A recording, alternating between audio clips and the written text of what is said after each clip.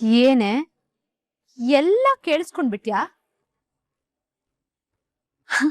ಆದ್ರೆ ನಿನ್ನಿಂದ ಏನ್ ಮಾಡೋಕ್ಕಾಗುತ್ತೆ?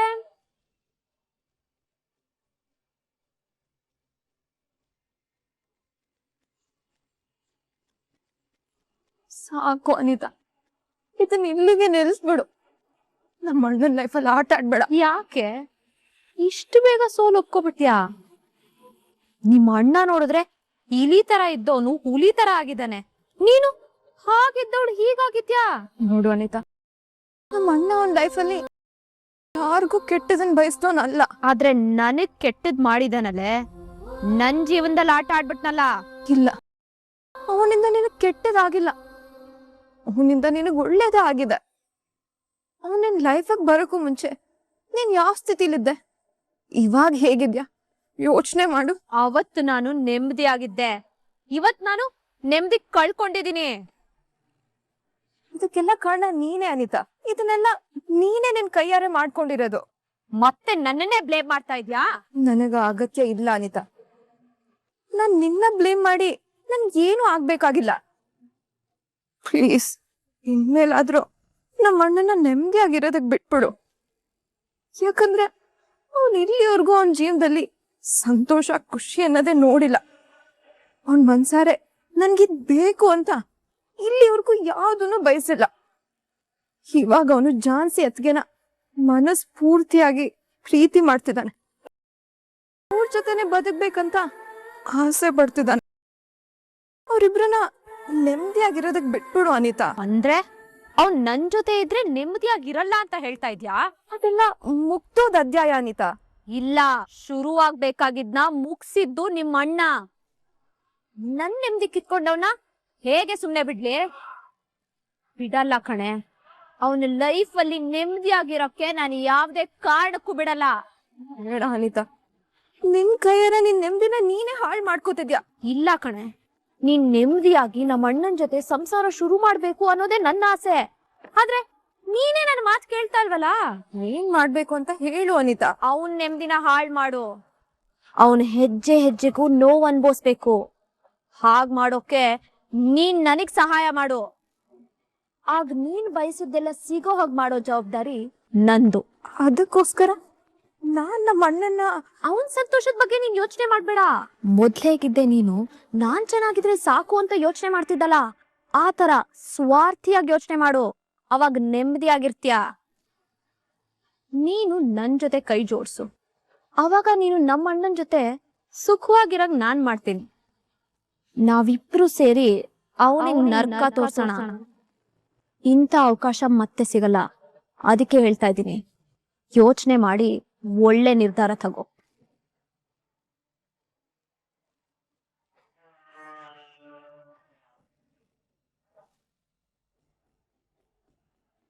ಈ ದುಡ್ಡು ನನ್ನ ತಂಗಿ ಫೀಸ್ ಕಟ್ಟಕ್ಕೆ ಅಂತ ಇಟ್ಕೊಂಡಿದ್ದೆ, ಅದು ಸಾಲ ಮಾಡಿರೋ ದುಡ್ಡು.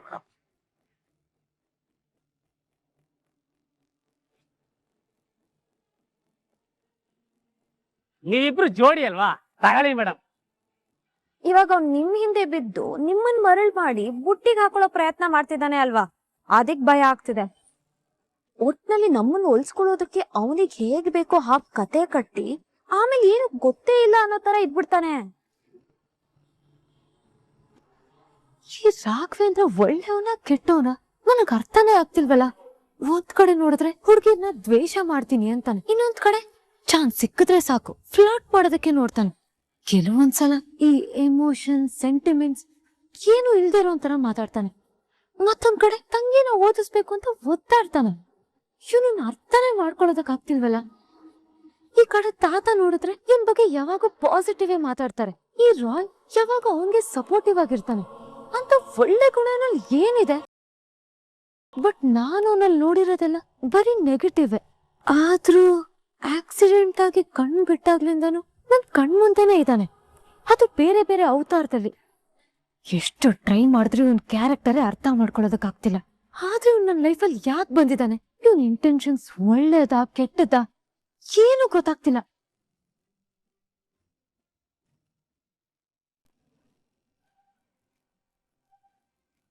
ಅಣ್ಣ, ಅದಕ್ಕೆ ಇವತ್ ನಿನ್ನ ಚೆನ್ನಾಗ್ ಮಾತಾಡ್ಸಿದ್ರು ತಾನೇ?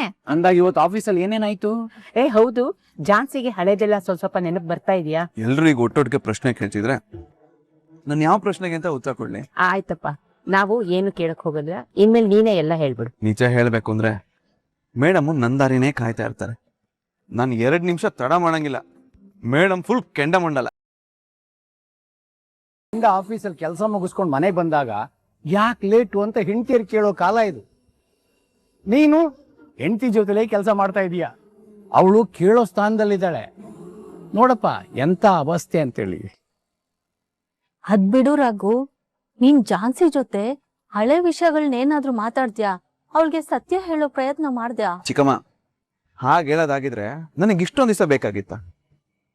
ಇವಾಗ ಅವರು ನನ್ನ ಬಗ್ಗೆ ಕೆಟ್ಟ ಅಭಿಪ್ರಾಯ ಇಟ್ಕೊಂಡಿದ್ದಾರೆ. ಆದ್ರೆ ಅವ್ರ ನಿಜವಾದ ವ್ಯಕ್ತಿತ್ವದಿಂದ ನನಗೆ ಹೆಲ್ಪ್ ಮಾಡಿದ್ರು. ಇವಾಗ ಏನ್ ಹೆಲ್ಪ್ ಮಾಡಿದ್ರು ಅಣ್ಣ? ಸಂಗೀತ, ನೀನ್ ಕಾಲೇಜ್ ಫೀಸ್ ಕಟ್ಟಕ್ಕಾಗ್ದೆ ಇಕ್ಕಟ್ಟಿನ ಪರಿಸ್ಥಿತಿ ಸಿಗಾಕೊಂಡು ಒತ್ತಾಡ್ತಿದ್ದೆ. ಅವ್ರಿಗೆ ಗೊತ್ತಿಲ್ಲದೆ ನನಗೆ ಹೆಲ್ಪ್ ಮಾಡಿದ್ರು ಗೊತ್ತಾ? ಹೇಗೋ ಬಿಡಪ್ಪ, ಆವತ್ತು ಲಕ್ಕಿ ಡ್ರಾ ದುಡ್ಡು ಬಂತು, ಅದ್ರಿಂದ ಸಂಗೀತನ್ನ ಕಾಲೇಜಿಗೆ ಸೇರ್ಸೋ ಹಾಗಾಯ್ತು. ಇವತ್ತು ಜಾನ್ಸಿ ಮೂಲಕ ಫೀಸ್ ಕಟ್ಟೋದಕ್ಕೆ ಆಯ್ತು. ಲಕ್ಕಿ ಡ್ರಾ ಮೂಲಕ ದುಡ್ಡು ಬಂತು ಅಂತ ನೀವೆಲ್ಲರೂ ತಪ್ಪು ತಿಳ್ಕೊಂಡಿದ್ದೀರಾ. ಸಂಗೀತನ್ ಕಾಲೇಜ್ ಫೀಸ್ ದುಡ್ಡು ಕಟ್ಟೋದಿಕ್ಕೆ ಅವತ್ತು ಕೊಟ್ಟಿದ್ದು ಜಾನ್ಸಿ ಮೇಡಮ್. ಏನ್ ಹೇಳ್ತಾ ಇದೀಯೋ? ಹೌದು ದೊಡ್ಡಪ್ಪ, ಜಾನ್ಸಿ ಮೇಡಮ್ ದುಡ್ಡು ಕೊಡಕ್ ಬಂದಾಗ ನೀವ್ ಯಾರು ತಗೊಳ್ಳಿಲ್ಲ ಅನ್ನೋ ಕಾರಣಕ್ಕೋಸ್ಕರ ಸಂಗೀತನ ಆಸೆ ಈಡೇರಿಸ್ಬೇಕು ಅಂತ ಜಾನ್ಸಿ ಮೇಡಮ್ ಈ ರೀತಿ ಪ್ಲಾನ್ ಮಾಡಿದ್ರು. ನೋಡಿದ್ರ ಅವಳು ದೊಡ್ಡ ಗುಣನ? ಅಷ್ಟೆಲ್ಲ ಮಾಡಿದ್ರು ಒಂದು ದಿನಾನು ಅವಳು ಹೇಳ್ಕೊಳ್ಳಿಲ್ಲ ಅದನ್ನೆಲ್ಲ. ನಿಜವಾಗ್ಲೂ ನಾವೆಲ್ಲ ಅವಳನ್ನ ಅರ್ಥ ಮಾಡ್ಕೊಳ್ಳೋ ಪ್ರಯತ್ನನೇ ಮಾಡ್ಲಿಲ್ಲ. ಅಣ್ಣ, ಅದಕ್ಕೆ ನನ್ನ ಆಸೆ ಪೂರ್ತಿ ಆಗೋಕ್ ಸಪೋರ್ಟ್ ಮಾಡಿದ್ದಕ್ಕೆ ಅವ್ರಿಗೆ ಥ್ಯಾಂಕ್ಸ್ ಹೇಳ್ಬಿಡು. ಸದ್ಯಕ್ಕೆ ಇವಾಗ ಅವ್ರ ಹತ್ರ ಎಮೋಷನ್ಸ್ಗೆ ಫೀಲಿಂಗ್ಸ್ಗೆಲ್ಲ ಜಾಗನೇ ಇಲ್ಲ. ಅವ್ರಿಗೇನೇ ಹೇಳದಿದ್ರು ನೆನಪು ಬರೋ ತನಕ ಕಾಯ್ಬೇಕಷ್ಟೆ. ಕಾಯೋಣಪ್ಪ, ಅದ್ರಲ್ಲಿ ಏನು ಬೇಜಾರಿಲ್ಲ. ಆದ್ರೆ ಅವಳೇನೋ ಬರೀ ತುಂಡು ಬಟ್ಟೆ ಹಾಕ್ತಾಳೆ ಅಂತ ಹೇಳ್ತೀಯಲ್ಲ, ಅದು ಸ್ವಲ್ಪ ಯೋಚನೆ ಮಾಡೋ ವಿಚಾರ. ದೊಡ್ಡಪ್ಪ, ನಿಜ ಹೇಳ್ಬೇಕು ಅಂದ್ರೆ ಅವ್ರ ಆ ಬಟ್ಟೆಲೆ ಸಕ್ಕದಾಗಿ ಕಾಣಿಸ್ತಾರೆ. ಅಜ್ಜಿ, ಅದಕ್ಕೆ ಏನಾದ್ರೂ ಅದೇ ಬಟ್ಟೆನಲ್ಲಿ ಈ ಮನೆಗ್ ಬರ್ತೀನಿ ಅಂದ್ರೆ?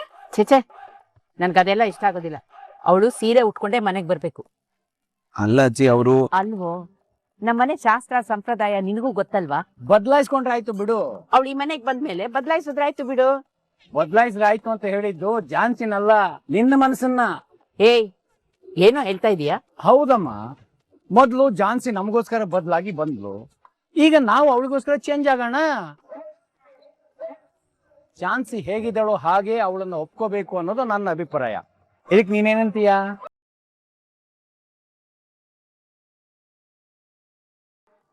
ಆಯ್ತು ಬಿಡು, ನಮ್ ಜಾನ್ಸಿಗೋಸ್ಕರ ಅಷ್ಟು ಅನುಸರಿಸ್ಕೊಳಕ್ ಆಗೋದಿಲ್ವೇನಾ?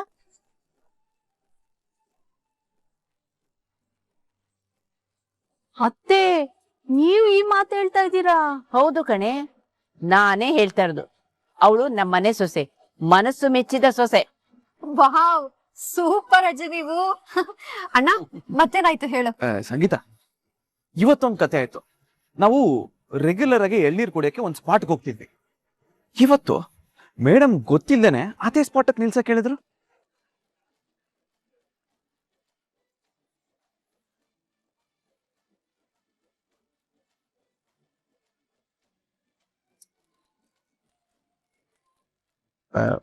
ಒಂದು ನಿಮಿಷ, ಫೋನ್ ಬರ್ತಿದೆ, ಮಾತಾಡ್ಕೊಂಡ್ ಬರ್ತೀನಿ. ಹೇಳ್ಪಲ್ಲವೇ? ಅಣ್ಣ, ಹೇಗಿದ್ಯಾ? ನಾನ್ ಸೂಪರ್ ಆಗಿದ್ದೀನಿ. ನೀನ್ ಚೆನ್ನಾಗಿದೆ ತಾನೆ?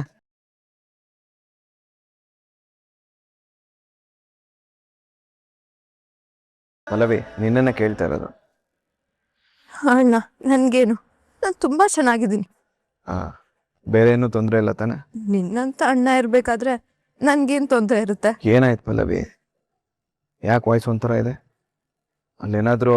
ಅಣ್ಣ, ನಿನ್ ಜೊತೆ ಮಾತಾಡ್ಬೇಕಿತ್ತು. ನಾನು ಇವಾಗ್ಲೇ ನಿಮ್ ಮನೆಗೆ ಬರ್ಲಾ?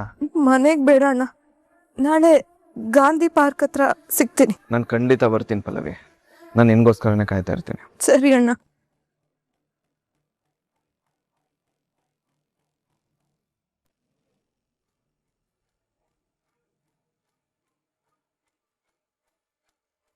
ಆ ರಾಘವೇಂದ್ರನ ಇವಳಿಂದ ದೂರ ಮಾಡೋದ್ರ ಜೊತೆಗೆ ಇವಳನ್ನ ನಮ್ ಕಡೆ ಒಲಿಸ್ಕೋಬೇಕು. ಎಲ್ಲದಕ್ಕಿಂತ ಹೆಚ್ಚಾಗಿ ಪ್ರಣವ್ ಚಿತ್ರ ಇವಳ ಮನ್ಸಲ್ಲಿ ಮೂಡೋ ತರ ಏನಾದ್ರೂ ಮಾಡ್ಬೇಕು.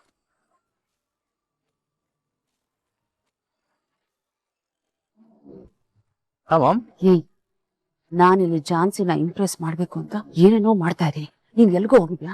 ನಾನು ಅದೇ ಕೆಲಸದ ಮೇಲೆ ಇದ್ದೀನಿ. ನಾಳೆ ಝಾನ್ಸಿಗೆ ಹೇಗಾದ್ರೂ ಮಾಡಿ ಹತ್ರ ಆಗ್ಬೇಕು ಅಂತ ಒಂದ್ ಒಳ್ಳೆ ಬಿಗ್ ಪ್ಲಾನ್ ಮಾಡಿದೀನಿ. ಆ ಪ್ಲಾನ್ ಇರ್ಲಿ, ಇವಾಗ ಎಲ್ಲಿದ್ಯಾ? ಮನೆ ಮುಂದೆನೇ ಇದೀನಿ. ಒಳಗೆ ಎಂಟ್ರಿ ಕೊಡ್ಲಾ ಮಾಮ್? ನೋಡು, ಸಡನ್ ಆಗಿ ಮನೆ ಒಳಗಡೆ ಬರ್ಬೇಡ. ನಾನು ಇವಾಗ ಝಾನ್ಸಿ ಹತ್ರ ಹೋಗಿ ಮಾತಾಡ್ತೀನಿ. ನೀನ್ ಲೈನಲ್ಲೇ ಇದ್ದು ಅದನ್ನೆಲ್ಲ ಕೇಳಿಸ್ಕೊ. ಆಮೇಲೆ ನಾನು ಫೋನ್ ಡಿಸ್ಕನೆಕ್ಟ್ ಮಾಡಿದ ತಕ್ಷಣ ಅವಳಿಗೆ ಕಾಲ್ ಮಾಡಿ ಮಾತಾಡಿ ಮನೆ ಒಳಗಡೆ ಎಂಟ್ರಿ ಆಗು. ಓಕೆ? ಇದೆಲ್ಲ ಯಾಕೆ ಮಾಮ್? ಇಡಿಯಟ್. ಯಾಕೆ ಏನು ಅಂತ ನನಗೆ ಕ್ವೆಶ್ಚನ್ ಮಾಡಿದ್ರೆ ಬಾಯ್ ಮುಚ್ಕೊಂಡು ಲೈನಲ್ಲಿರೋ, ನಾನು ಹೇಳಿದಷ್ಟು ಮಾಡು.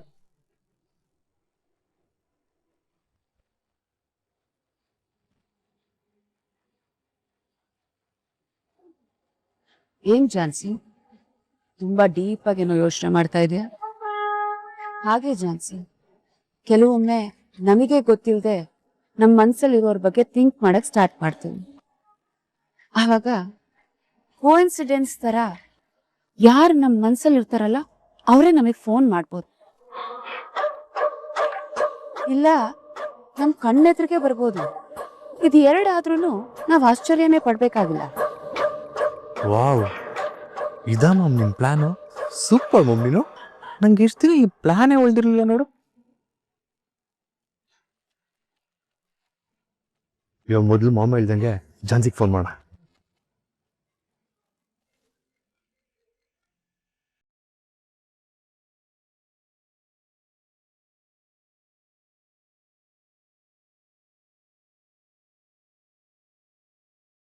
ಸದ್ಯ ಈಗ್ಲಾದ್ರೂ ನನ್ನ ಮಗ ನಾನು ಹೇಳೋದನ್ನ ಕರೆಕ್ಟಾಗಿ ಫಾಲೋ ಮಾಡ್ತಾ ಇದ್ದಾನೆ. ಹಲೋ, ಯಾರು? ನಾನು ಮೇಡಮ್. ಏನು ನಿನ್ ಹೆಸರೇ ನಾನಾ? ಇಲ್ಲ ಮೇಡಮ್, ನಾನ್ ರಾಘು. ಏನ್ ರಾಘು ಅಂದ್ರೆ ನೀನ್ ದೊಡ್ಡ ಸೂಪರ್ ಸ್ಟಾರಾ?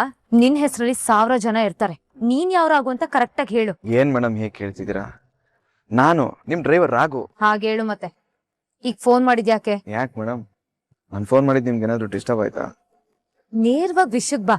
ಊಟ ಆಯ್ತಾ ಮೇಡಮ್? ನೋಡು, ಈ ಪೀಠಿಕೆ ಎಲ್ಲ ಬೇಕಾಗಿಲ್ಲ. ಫೋನ್ ಮಾಡಿದ ತಕ್ಷಣ ನಾನು ಡೈರೆಕ್ಟ್ ಆಗಿ ವಿಷಯಕ್ಕೆ ಬಂದ್ರೆ ಏನಪ್ಪ ಇವನು ಡೈರೆಕ್ಟ್ ಆಗಿ ಇವ್ನಿಗೆ ಏನ್ ಬೇಕೋ ಅದನ್ನ ಕೇಳ್ತಿದ್ದಾನೆ ಅಂತ ನಿಮಗೆ ಇರಿಟೇಟ್ ಆಗುತ್ತೆ.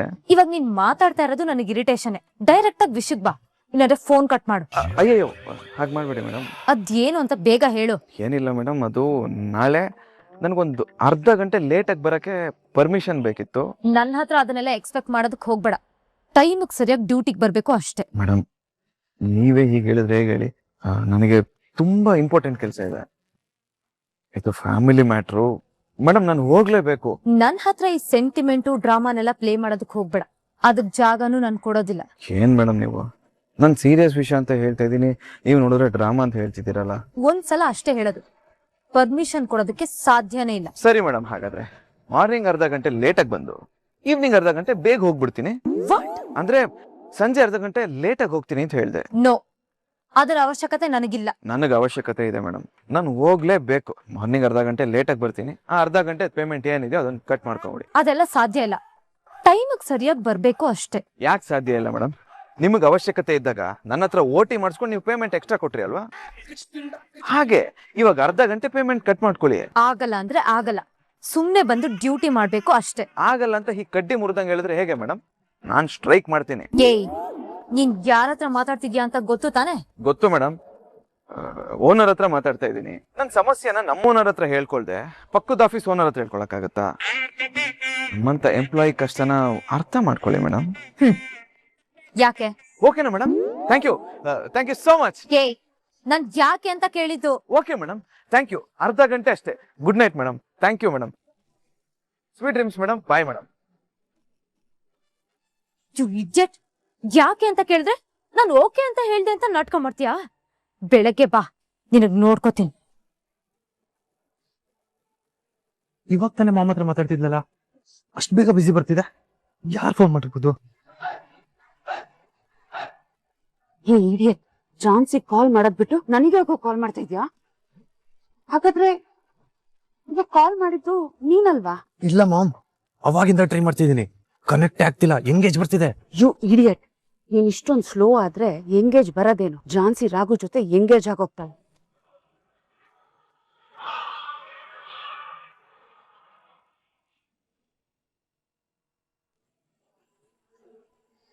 ಅತ್ತೆ, ನಾನ್ ದೇವಸ್ಥಾನಕ್ಕೆ ಹೋಗ್ಬಿಟ್ಟು ಬರ್ತೀನಿ. ಸರಿನಮ್ಮ, ಹುಷಾರು.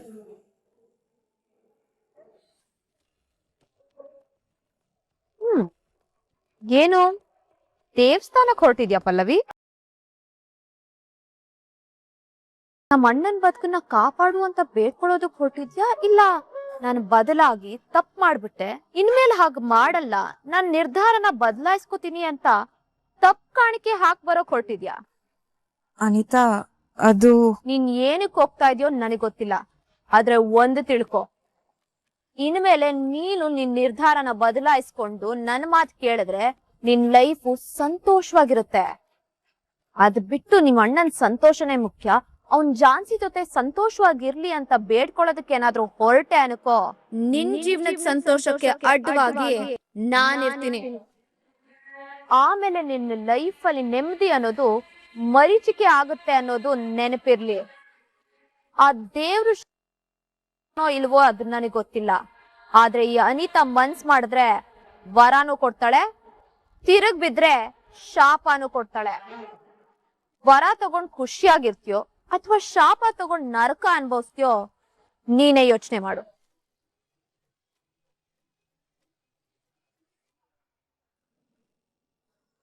ಏ ರಾಘು, ಇನ್ನೇನ್ ತಿಂಡಿ ರೆಡಿ ಐತಿ, ತಿನ್ಕೊಂಡೆ ಹೋಗೋ. ಬೇಡ ದೊಡಪ್ಪ, ಲೇಟ್ ಆಗುತ್ತೆ, ಹೊರಗಡೆ ತಿನ್ಕೋತೀನಿ. ಹೊರಗಡೆ ತಿಂದ್ರೆ ಹೊಟ್ಟೆ ತುಂಬೋದು, ಆದ್ರೆ ಆರೋಗ್ಯ ಹಾಳಾಗುತ್ತೆ. ಗೊತ್ತು ದೊಡಪ್ಪ, ಆದ್ರೆ ಅರ್ಜೆಂಟ್ ಕೆಲಸ ಇರೋದ್ರಿಂದ ಹೋಗ್ಲೇಬೇಕು. ರಾಗು ಪಲ್ಯ ಗ್ಯಾಸ್ ಮೇಲೆ ಬೇಯ್ತಾ ಇದೆ, ಚಪಾತಿ ಹಿಟ್ಟು ಕಲಸಿ ಆಯ್ತು, ಇರೋ 5 ನಿಮಿಷ ಒತ್ಕೊಡ್ತೀನಿ, ಮಂಜುಳಾ ಬೇಯಿಸ್ಬಿಡ್ತಾಳೆ. ಲಲಿತಾ, ಅವ್ನ್ ಕೆಲ್ಸಕ್ಕೆ ಹೊರಟು ನಿಂತಿದ್ದಾನೆ, ಈಗ 5 ನಿಮಿಷ ಅಂತ ಬಂದಿದ್ದೀರಲ್ಲ, ಬೆಳಿಗ್ಗೆ ಮಾಡ್ಬೇಕಂತ ಗೊತ್ತಾಗಲ್ವಾ? ಟೈಮ್ ಎಷ್ಟು ನೋಡಿ, ಅವ್ನ್ ಪ್ರತಿದಿನ 8:15 ಹೊರಡ್ತಾ ಇದ್ದ, ಇವತ್ 8 ಗಂಟೆಗೆ ಹೊರಟು ನಿಂತಿದ್ದಾನೆ. ಹೌದಲ್ವಾ ರಾಘು, ಇವತ್ತೇನ್ ಬೇಗ ಹೊರಟಿದೀಯಾ? ಅದು ಪಲ್ಲವಿನ ಭೇಟಿ ಮಾಡಿ ಆಮೇಲೆ ಹೋಗ್ತೀನಿ. ರಾಘು, ಪಲ್ಲವಿ ಮನೆಗೆ ಹೋಗ್ತಿದ್ಯಾ? ಅದು ಹೊರಗಡೆ ಬರಕ್ ಹೇಳಿದೀನಿ ಚಿಕ್ಕಮ್ಮ. ಹೊರಗಡೆನಾ? ಯಾಕಪ್ಪ, ಏನಾದ್ರೂ ಸಮಸ್ಯೆನಾ? ಅಯ್ಯೋ ಚಿಕ್ಕಮ್ಮ, ನೀವೇ ಅಷ್ಟೊಂದು ಗಾಬರಿ ಆಗ್ತಿದ್ದೀರಾ?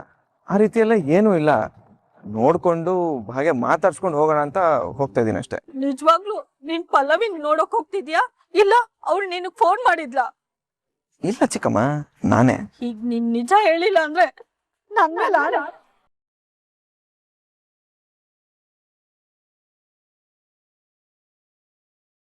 ಚಿಕ್ಕಮ್ಮ, ರಾತ್ರಿ ಪಲ್ಲವಿ ಕಾಲ್ ಮಾಡಿದ್ಲು.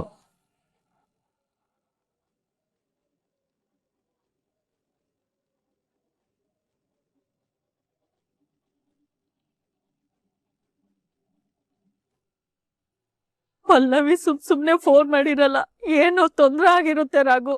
ನಡಿ, ನಿನ್ ಜೊತೆ ನಾನು ಬರ್ತೀನಿ. ಚಿಕ್ಕಮ್ಮ, ಯಾಕೆ ಇಷ್ಟೊಂದು ಟೆನ್ಷನ್ ಆಗ್ತಿದ್ದೀರಾ? ಮೊದ್ಲೇ ಕನ್ಸುಗಳು ಸರಿ ಇಲ್ಲ, ನನ್ಗಂತೂ ಅವಳದೇ ಚಿಂತೆ ಆಗಿದೆ. ನಿನ್ನನ್ ಬರೋ ಕೇಳಿದಾಳೆ ಅಂದ್ರೆ ಖಂಡಿತ ಏನೋ ತೊಂದ್ರೆ ಆಗಿದೆ ರಾಘು. ಚಿಕ್ಕಮ್ಮ, 1 ನಿಮಿಷ ನನ್ನ ಮಾತು ಕೇಳಿ, ಅಳದ್ ನಿಲ್ಸಿ. ಪಲ್ಲವಿ ನನ್ನ ತಂಗಿ ಸಮಸ್ಯೆ ನನ್ನ ಜವಾಬ್ದಾರಿ. ಅವಳ ಕಣ್ಣಲ್ಲಿ ನೀರು ಬರದಿರೋ ಹಾಗೆ ಕಾಪಾಡ್ಕೊಳ್ಳೋದು ನನ್ನ ಕರ್ತವ್ಯ. ಆಗಲ್ಲಪ್ಪ ರಾಘು. ಅವಳಿಗೆ ತೊಂದರೆ ಆದ್ರೆ ಅಥವಾ ಅವಳಿಗೆ ಯಾರಾದ್ರೂ ತೊಂದರೆ ಮಾಡಿದ್ರೆ ಅಣ್ಣನಾಗಿ ನಾನಂತೂ ಸುಮ್ಮನೆ ಇರಲ್ಲ.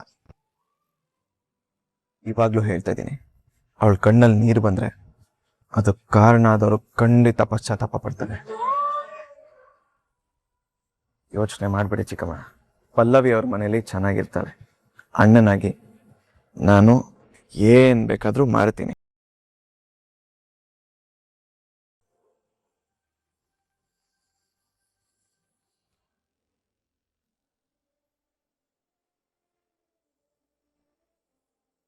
ಪಲ್ಲವಿ, ಬಂದ್ ತುಂಬಾ ಹೊತ್ತಾಯ್ತಾ? ಇಲ್ಲ ಅಣ್ಣ, ಈಗಷ್ಟೇ ಬಂದೆ. ಮತ್ತೆ ನನ್ನನ್ನ ಸಡನ್ ಆಗಿ ಮೀಟ್ ಮಾಡ್ಬೇಕು ಅಂತ ಫೋನ್ ಮಾಡಿದ್ದೆ, ಮತ್ತೆ ಮನೇಲಿ ಏನಾದ್ರೂ ಸಮಸ್ಯೆನಾ? ಅಯ್ಯೋ, ಹಾಗೆಲ್ಲ ಏನು ಇಲ್ಲ ಅಣ್ಣ. ಪಲ್ಲವಿ, ನನ್ನ ಹತ್ರ ಸುಳ್ಳು ಹೇಳ್ಬೇಡ, ನಿಜ ಹೇಳು. ಆ ಅನಿತಾ ಏನಾದ್ರೂ ಮತ್ತೆ ಟಾರ್ಚರ್ ಮಾಡ್ತಿದ್ದಲ್ಲ? ಒಂದ್ ವೇಳೆ ನಿಮ್ಮ ಅತ್ತೆ ಮಾವ ಅನಿತಾ ಮಾತು ಕೇಳ್ಕೊಂಡು ಹಿಂಸೆ ಕೊಡ್ತಿದಾರೆ ಹೇಗೆ?